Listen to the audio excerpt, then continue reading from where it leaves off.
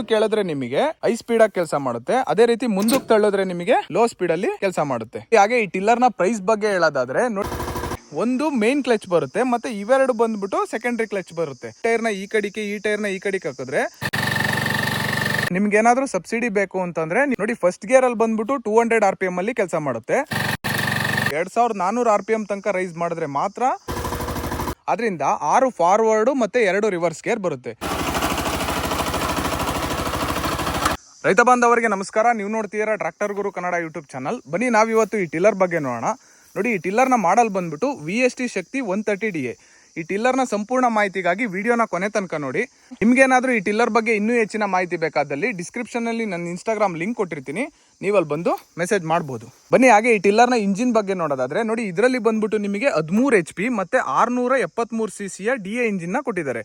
ನೋಡಿ, ಈ ಟಿಲ್ಲರ್ ಬಂದ್ಬಿಟ್ಟು ಸಿಂಗಲ್ ಸಿಲಿಂಡರ್ ಆಗಿರುತ್ತೆ. ನೋಡಿ, ಸಿಂಗಲ್ ಸಿಲಿಂಡರ್ ಅಂತಂದ್ರೆ ನೋಡಿ, ಟ್ರ್ಯಾಕ್ಟರ್ ಅಲ್ಲಿ ಬಂದ್ಬಿಟ್ಟು ನಿಮಗೆ 3 ಸಿಲಿಂಡರ್ 4 ಸಿಲಿಂಡರ್ ಎಲ್ಲ ಇರುತ್ತಲ್ವಾ, ಅದೇ ರೀತಿ ಈ ಇಂಜಿನ್ ಅಲ್ಲಿ ಬಂದ್ಬಿಟ್ಟು ನಿಮಗೆ ಒಂದೇ ಸಿಲಿಂಡರ್ ಇರುತ್ತೆ. ಒಂದೇ ಸಿಲಿಂಡರ್ ಅಲ್ಲಿ ಈ ಟಿಲ್ಲರ್ ಬಂದ್ಬಿಟ್ಟು ನಿಮಗೆ 13 HP ಪವರ್ ನ ಕೊಡುತ್ತೆ. 13 HP ಪವರ್ ನ ಯಾವಾಗ ಪ್ರೊಡ್ಯೂಸ್ ಮಾಡುತ್ತೆ ಅಂತ ನೋಡಿದ್ರೆ ನೋಡಿ, ಇದರಲ್ಲಿ ಬಂದು ಫುಲ್ ಎಕ್ಸಿಲೇಟರ್ 2400 RPM ತನಕ ರೈಸ್ ಮಾಡಿದ್ರೆ ಮಾತ್ರ 13 HP ಪವರ್ ನ ಕೊಡುತ್ತೆ. ನೋಡಿ, ಹಾಗೆ ಈ ಇಂಜಿನ್ ಬಂದ್ಬಿಟ್ಟು ನಿಮಗೆ ವಾಟರ್ ಕೂಲ್ಡ್ ಇಂಜಿನ್ ಆಗಿರೋದ್ರಿಂದ ಒಂದು ಒಳ್ಳೆ ರೇಡಿಯೇಟರ್ ಕೂಡ ಕೊಟ್ಟಿದ್ದಾರೆ. ಬನ್ನಿ ಹಾಗೆ ಈ ಟಿಲ್ಲರ್ ನ ಏರ್ ಫಿಲ್ಟರ್ ಬಗ್ಗೆ ನೋಡೋದಾದ್ರೆ ನೋಡಿ, ಇದರಲ್ಲಿ ನಿಮಗೆ ಆಯಿಲ್ ಬಾತ್ ಏರ್ ಫಿಲ್ಟರ್ ನ ಕೊಟ್ಟಿದ್ದಾರೆ. ಅಂದ್ರೆ ನೋಡಿ, ಇಲ್ಲಿ ಆಯಿಲ್ ಇರುತ್ತೆ, ಏರ್ ಇಲ್ಲಿಂದ ತಗೊಂಡಾಗ ಆಯಿಲ್ ಇಲ್ಲಿ ಧೂಳ್ನ ಇಟ್ಕೊಂಡು ಇಂಜಿನ್ ಗೆ ಒಳ್ಳೆ ಏರ್ ನ ಸಪ್ಲೈ ಮಾಡುತ್ತೆ. ನೋಡಿ, ಈ ಏರ್ ಫಿಲ್ಟರ್ ಬೌಲ್ ನ ಒಂದು 5 ಗಂಟೆ 6 ಗಂಟೆಗೆ ಒಂದ್ಸಲ ಕ್ಲೀನ್ ಮಾಡ್ಕೊಳೋದು ಒಳ್ಳೇದು. ಹಾಗೆ ಈ ಟಿಲ್ಲರ್ ನ ಡೀಸೆಲ್ ಟ್ಯಾಂಕ್ ಕೆಪಾಸಿಟಿ ಬಗ್ಗೆ ನೋಡೋದಾದ್ರೆ ನೋಡಿ, ಇದರಲ್ಲಿ ಬಂದ್ಬಿಟ್ಟು ನಿಮಗೆ 11 ಲೀಟರ್ ಕೆಪಾಸಿಟಿಯ ಡೀಸೆಲ್ ಟ್ಯಾಂಕ್ ನ ಕೊಟ್ಟಿದ್ದಾರೆ. ಹಾಗೆ ಒಂದು ಒಳ್ಳೆ ಡೀಸೆಲ್ ಫಿಲ್ಟರ್ ನು ಕೂಡ ಕೊಟ್ಟಿದ್ದಾರೆ. ಸರ್ವಿಸಿಗೆ ಒಂದ್ಸಲ ಚೇಂಜ್ ಮಾಡಿಸ್ಕೊಳೋದು ಒಳ್ಳೇದು. ತುಂಬಾ ದಿನ ಏನಾದ್ರು ನಿಲ್ಲಿಸ್ತೀರಾ ಅಂತಂದ್ರೆ ಡೀಸೆಲ್ ನ ಆಫ್ ಕೂಡ ಮಾಡ್ಕೋಬಹುದು. ಹಾಗೆ ಈ ಟಿಲ್ಲರ್ ನ ಟ್ರಾನ್ಸ್ಮಿಷನ್ ಅಂದ್ರೆ ಗೇರ್ ಬಾಕ್ಸ್ ಬಗ್ಗೆ ನೋಡೋದಾದ್ರೆ ನೋಡಿ, ಇದರಲ್ಲಿ ಬಂದ್ಬಿಟ್ಟು ನಿಮಗೆ ಸ್ಲೈಡಿಂಗ್ ಮೆಶ್ ಗೇರ್ ಬಾಕ್ಸ್ ನ ಕೊಟ್ಟಿದ್ದಾರೆ. ಅದರಿಂದ 6 ಫಾರ್ವರ್ಡ್ ಮತ್ತೆ 2 ರಿವರ್ಸ್ ಗೇರ್ ಬರುತ್ತೆ. ಯಾವ ತರ ಅಂತಂದ್ರೆ ನೀವು 6 ತರ ಮುಂದಕ್ಕೆ ಹೋಗ್ತೀರಾ, 2 ತರ ರಿವರ್ಸ್ ಅಲ್ಲಿ ಹಿಂದಕ್ಕೆ ಬರ್ತೀರಾ. ಯಾವ ತರ ಅಂತಂದ್ರೆ ನೋಡಿ, ಲೋ ಸ್ಪೀಡ್ ಅಲ್ಲಿ 3 ತರ ಮುಂದಕ್ಕೆ ಹೋಗ್ತೀರಾ, ಅದೇ ರೀತಿ ಹೈ ಸ್ಪೀಡ್ ಅಲ್ಲಿ 3 ತರ ಮುಂದಕ್ಕೆ ಹೋಗ್ತೀರಾ. ನೋಡಿ, ರಿವರ್ಸ್ ಅಲ್ಲಿ ಲೋ ಸ್ಪೀಡ್ ಅಲ್ಲಿ ಒಂಥರ ರಿವರ್ಸಿಗೆ ಬರ್ತೀರಾ, ಮತ್ತೆ ಹೈ ಸ್ಪೀಡ್ ಅಲ್ಲಿ ಒಂಥರ ರಿವರ್ಸಿಗೆ ಬರ್ತೀರಾ. ಯಾವ ತರ ಇದನ್ನ ಸ್ಪೀಡ್ ನ ಚೇಂಜ್ ಮಾಡ್ಕೊಳೋದು ಅಂತಂದ್ರೆ ನೋಡಿ, ಹಿಂದಕ್ಕೆ ಕೇಳಿದ್ರೆ ನಿಮಗೆ ಹೈ ಸ್ಪೀಡ್ ಆಗಿ ಕೆಲಸ ಮಾಡುತ್ತೆ, ಅದೇ ರೀತಿ ಮುಂದಕ್ಕೆ ತಳ್ಳಿದ್ರೆ ನಿಮಗೆ ಲೋ ಸ್ಪೀಡ್ ಅಲ್ಲಿ ಕೆಲಸ ಮಾಡುತ್ತೆ. ನೋಡಿ, ಹಾಗೆ ಈ ಹೈ ಸ್ಪೀಡಿಗೆ ಹಾಕ್ತೀರಾ ಅಲ್ವಾ, ಈ ಹೈ ಸ್ಪೀಡ್ ಬಂದ್ಬಿಟ್ಟು ನೀವು ರೋಡಲ್ಲಿ ಹೋಗ್ಬೇಕಾದ್ರೆ ಮಾತ್ರ ಬಳಸಿ, ಇಲ್ಲ ಅಂದ್ರೆ ಈ ಟಿಲ್ಲರ್ ಕಂಟ್ರೋಲಿಗೆ ಸಿಗಲ್ಲ. ಬನ್ನಿ ಹಾಗೆ ಈ ಟಿಲ್ಲರ್ ನ ರೋಟರಿ ಸ್ಪೀಡ್ ಬಗ್ಗೆ ನೋಡೋದಾದ್ರೆ ನೋಡಿ, ಇದರಲ್ಲಿ ಬಂದ್ಬಿಟ್ಟು 2 ತರ ಸ್ಪೀಡ್ ಕೊಟ್ಟಿರ್ತಾರೆ, ಫಸ್ಟ್ ಗೇರ್ ಮತ್ತೆ ಸೆಕೆಂಡ್ ಗೇರ್. ನೋಡಿ, ಫಸ್ಟ್ ಗೇರ್ ಅಲ್ಲಿ ಬಂದ್ಬಿಟ್ಟು 200 RPM ಅಲ್ಲಿ ಕೆಲಸ ಮಾಡುತ್ತೆ, ಅದೇ ರೀತಿ ಸೆಕೆಂಡ್ ಗೇರಿಗೆ ಹಾಕಿದ್ರೆ ನಿಮಗೆ 300 RPM ಅಲ್ಲಿ ಕೆಲಸ ಮಾಡುತ್ತೆ. ಅಂದ್ರೆ ನೋಡಿ, ನೀವು ಫಸ್ಟ್ ಗೇರಿಗೆ ಹಾಕಿದ್ರೆ ಈ ರೋಟರಿ ಬ್ಲೇಡ್ ಕಾಣ್ತಿದೆಯಲ್ಲ, ಇದು ಬಂದ್ಬಿಟ್ಟು ನಿಮಗೆ 1 ನಿಮಿಷಕ್ಕೆ 200 ರೌಂಡ್ ಸುತ್ತುತ್ತೆ. ಅದೇ ರೀತಿ 2ನೇ ಗೇರ್ ಹಾಕಿದ್ರೆ ನಿಮಗೆ ಈ ರೋಟರಿ ಬ್ಲೇಡ್ ಬಂದ್ಬಿಟ್ಟು ನಿಮಗೆ 1 ನಿಮಿಷಕ್ಕೆ 300 ರೌಂಡ್ ಸುತ್ತುತ್ತೆ. ಹಾಗೆ ಈ ಟಿಲ್ಲರ್ ಅಲ್ಲಿ ಎಷ್ಟು ಡೆಪ್ತ್ ಅಲ್ಲಿ ಉಳುಮೆ ಮಾಡಬಹುದು ಅಂತ ನೋಡೋದಾದ್ರೆ ನೋಡಿ, ಒಂದು 6 ಇಂಚಿಂದ 8 ಇಂಚ್ ತನಕ ಈ ಟಿಲ್ಲರ್ ಅಲ್ಲಿ ಡೆಪ್ತ್ ಅಲ್ಲಿ ಉಳುಮೆ ಮಾಡಬಹುದು. ಯಾವ ರೀತಿ ಡೆಪ್ತ್ ಅಡ್ಜಸ್ಟ್ ಮಾಡೋದು ಅಂತ ನೋಡಿದ್ರೆ ಒಂದು ಒಳ್ಳೆ ಡೆಪ್ತ್ ಅಡ್ಜಸ್ಟ್ಮೆಂಟ್ ರಾಡ್ ನ ಕೊಟ್ಟಿದ್ದಾರೆ. ನೋಡಿ, ಇದನ್ನ ತಿರುಗಿಸಿದ್ರೆ ಇದು ಕೆಳಗೆ ಬರ್ತಾ ಹೋಗುತ್ತೆ, ಅವಾಗ ನೀವು ಟಿಲ್ಲರ್ ನ ಡೆಪ್ತ್ ಅಡ್ಜಸ್ಟ್ ಮಾಡ್ಕೊಂಡು ಉಳುಮೆ ಮಾಡಬಹುದು. ಹಾಗೆ ಈ ಟ್ರ್ಯಾಕ್ಟರ್ ನ ಕ್ಲಚ್ ಬ್ಲೇಡ್ ಬಗ್ಗೆ ನೋಡೋದಾದ್ರೆ ನೋಡಿ, ಇದರಲ್ಲಿ ಬಂದ್ಬಿಟ್ಟು ಡ್ರೈ ಕ್ಲಚ್ ನ ಕೊಟ್ಟಿದ್ದಾರೆ. ಹಾಗೆ ಕ್ಲಚ್ ಲಿವರ್ ಬಗ್ಗೆ ನೋಡೋದಾದ್ರೆ 3 ಟೈಪ್ ಕೊಟ್ಟಿದ್ದಾರೆ. ಒಂದು ಮೇನ್ ಕ್ಲಚ್ ಬರುತ್ತೆ, ಮತ್ತೆ ಇವೆರಡು ಬಂದ್ಬಿಟ್ಟು ಸೆಕೆಂಡರಿ ಕ್ಲಚ್ ಬರುತ್ತೆ. ನೋಡಿ, ಈ ಗಾಡಿನ ಕಂಟ್ರೋಲ್ ಮಾಡಬೇಕು ಅಂತಂದ್ರೆ, ಹೋಗ್ಬೇಕು ನಿಲ್ಲಿಸಬೇಕು ಅಂತಂದ್ರೆ ಈ ಕ್ಲಚ್ ಆಗುತ್ತೆ. ಅದೇ ರೀತಿ ಗಾಡಿ ಟರ್ನಿಂಗಿಗೋಸ್ಕರ 2 ಕ್ಲಚ್ ಕೊಟ್ಟಿದ್ದಾರೆ. ಯಾವ ತರ ಅಂತಂದ್ರೆ ನೋಡಿ, ಈ ಕ್ಲಚ್ ನ ಪ್ರೆಸ್ ಮಾಡಿದ್ರೆ ಈ ವೀಲ್ ಕಂಟ್ರೋಲ್ ಆಗುತ್ತೆ, ಅದೇ ರೀತಿ ಈ ಕ್ಲಚ್ ನ ಪ್ರೆಸ್ ಮಾಡಿದ್ರೆ ಈ ವೀಲ್ ಕಂಟ್ರೋಲ್ ಆಗುತ್ತೆ. ನೋಡಿ, ಹಾಗೆ ಬ್ರೇಕ್ ಎಲ್ಲಿ ಕೊಟ್ಟಿದ್ದಾರೆ ಅಂತಂದ್ರೆ ನೋಡಿ, ಈ ಕ್ಲಚ್ ಲಿವರ್ ಅಲ್ಲೇ ಬ್ರೇಕ್ ಕೊಟ್ಟಿದ್ದಾರೆ.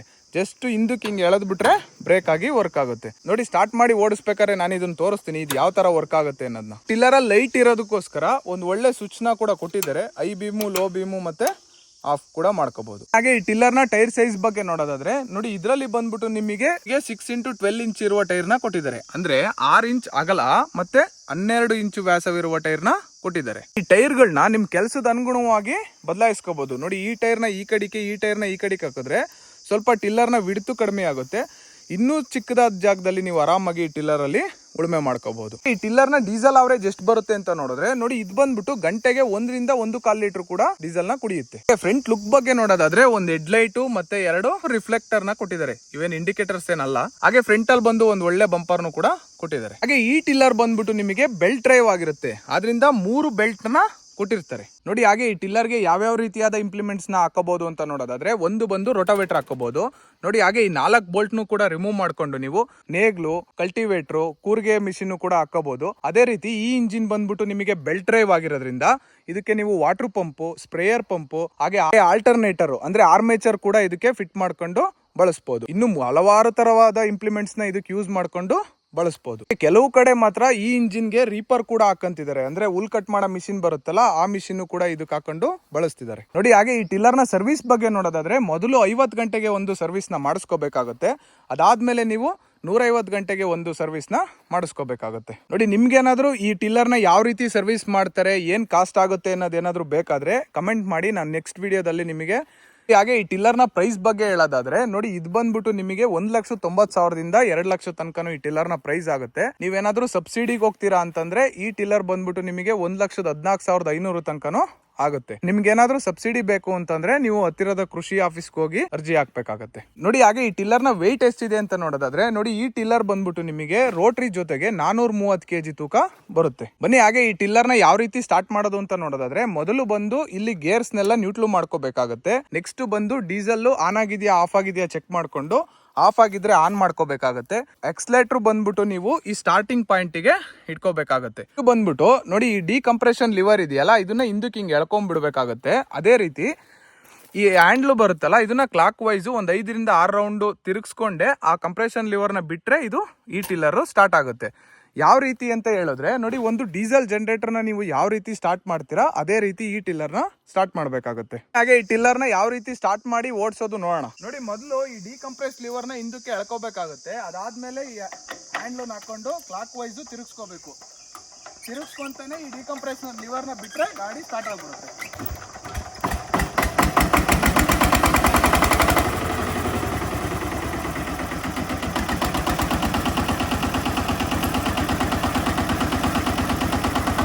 ಇದನ್ನ ಯಾವ ರೀತಿ ಓಡಿಸೋದು ಅಂತ ನೋಡೋದಾದ್ರೆ, ಮೊದಲು ಬಂದು ನೀವು ಟಿಲ್ಲಿಂಗ್ ಮಾಡಕ್ಕೆ ಈ ಡೆಪ್ತ್ ನ ಅಡ್ಜಸ್ಟ್ ಮಾಡ್ಕೋಬೇಕಾಗುತ್ತೆ. ಯಾವ ರೀತಿ ಅಂದ್ರೆ, ಇದನ್ನ ಲೂಸ್ ಮಾಡ್ಕೊಂಡ್ಬಿಟ್ಟು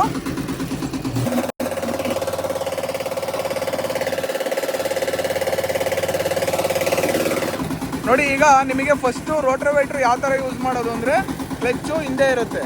ಸೊ ಫಸ್ಟ್ ಗೇರಿಗೆ ಹಾಕ್ತೀರಾ, ಗೇರ್ ಬಂದ್ಬಿಟ್ಟು ನೀವು ಫಸ್ಟ್ ಗೇರಿಗೆ ಹಾಕೊಂತೀರಾ. ಕ್ಲಚ್ ನ ರಿಲೀಸ್ ಮಾಡಿದ್ರೆ ನಿಧಾನವಾಗಿ ಟಿಲ್ಲರ್ ಮೂವ್ ಆಗುತ್ತೆ. ನೆಕ್ಸ್ಟ್ ಟಿಲ್ಲರ್ ಲೆಫ್ಟ್ ಸೈಡಿಗೆ ಹೋಗ್ಬೇಕು ಅಂದ್ರೆ ಈ ಲೆಫ್ಟ್ ನ ಪ್ರೆಸ್ ಮಾಡ್ಬಿಟ್ರೆ ಲೆಫ್ಟ್ ಸೈಡಿಗೆ ತಿರುಗುತ್ತೆ. ಅದೇ ರೀತಿ ಟಿಲ್ಲರ್ ರೈಟ್ ಸೈಡಿಗೆ ಹೋಗ್ಬೇಕಂತಂದ್ರೆ ಈ ಲಿವರ್ನ ಪ್ರೆಸ್ ಮಾಡಬೇಕಾಗುತ್ತೆ ನೋಡಿ. ಅದೇ ರೀತಿ ಟಿಲ್ಲರ್ನ ಯಾವ ತರ ನಿಲ್ಸೋದು ಅಂದ್ರೆ, ಜಸ್ಟ್ ಈ ಲಿವರ್ನ ಹಿಂದಕ್ಕೆ ಹೇಳಿದ್ರೆ ಟಿಲ್ಲರ್ ನಿಂತ್ಕೊಳ್ಳುತ್ತೆ.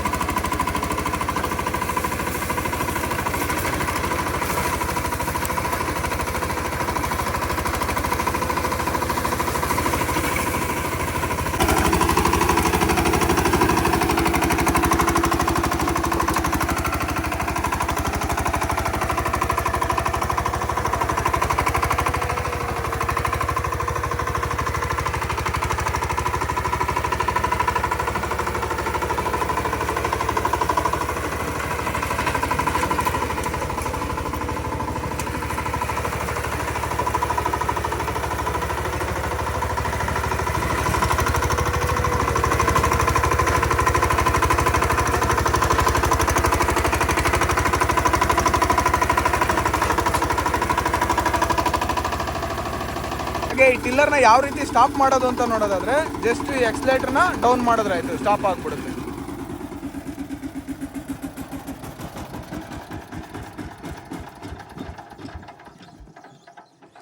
ಇನ್ನೂ ಹೆಚ್ಚಿನ ಮಾಹಿತಿಗಾಗಿ ನಮ್ಮ ಟ್ರ್ಯಾಕ್ಟರ್ ಗುರು ಕನ್ನಡ ಯೂಟ್ಯೂಬ್ ಚಾನಲ್ ಅನ್ನು ಸಬ್ಸ್ಕ್ರೈಬ್ ಮಾಡಿ. ವಿಡಿಯೋ ಇಷ್ಟ ಆಗಿದ್ದಲ್ಲಿ ಲೈಕ್ ಮಾಡಿ. ನಿಮಗೆ ಮುಂದೆ ಯಾವ ಗಾಡಿ ಬಗ್ಗೆ ಮಾಹಿತಿ ಬೇಕು ಕಮೆಂಟ್ ಮಾಡಿ ತಿಳಿಸಿ.